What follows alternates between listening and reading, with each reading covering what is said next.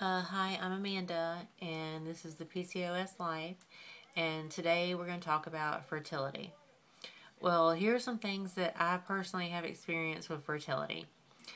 Before you see a fertility specialist, when you realize you have PCOS, you need to go about 6 months on your own, documenting cycles, periods, things like that, so you can figure out what you need help with.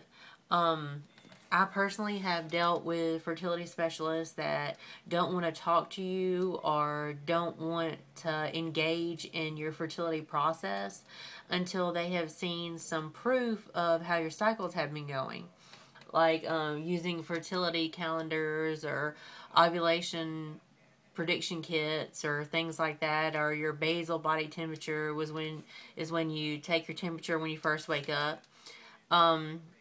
Here's some things that I learned about my cycle that other people don't really talk about, and I feel like other people should say more about it. When I weighed over 200 pounds, I wouldn't get a period. Something about the weight being too much for my body to control my insulin caused a lot of problems.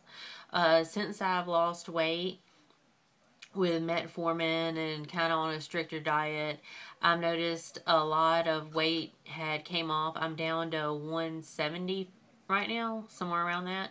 But it is extremely hard with PCOS to be on a diet because you actually crave things that can give you a headache if you go a few days without them. Like if I go 2, 3 days without Coke, I start getting a very bad headache and it feels like throbbing, like on the left side of my face, to be honest. So I'm extremely careful with what I eat and drink. And if you do try to diet for fertility reasons, be completely sure that you plateau into it.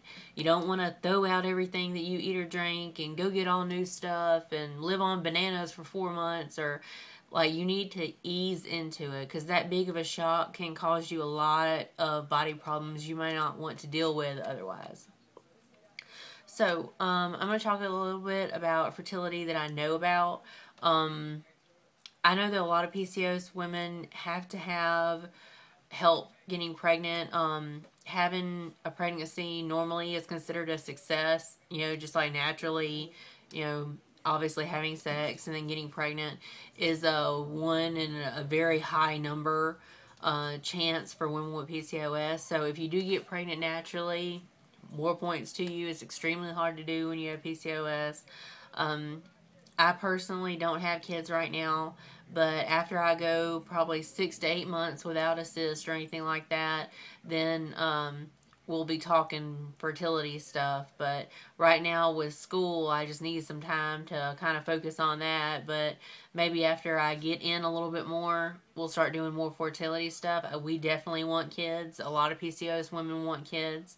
Um, where I'm from, being 25 and not having kids is pretty unheard of. So, for moving to Mobile to Seattle is definitely different. A lot of people here wait till they're 30s to have kids. So, I feel a little less stressed about that. Still miss the idea of having kids, and so does Alex, my boyfriend. So, really looking forward to that one day, but not right now. Trying to hold off on that.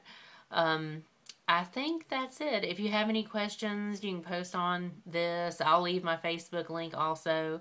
And be sure to check out the PCOS Life on Facebook. I'll leave that link up too. Thank you.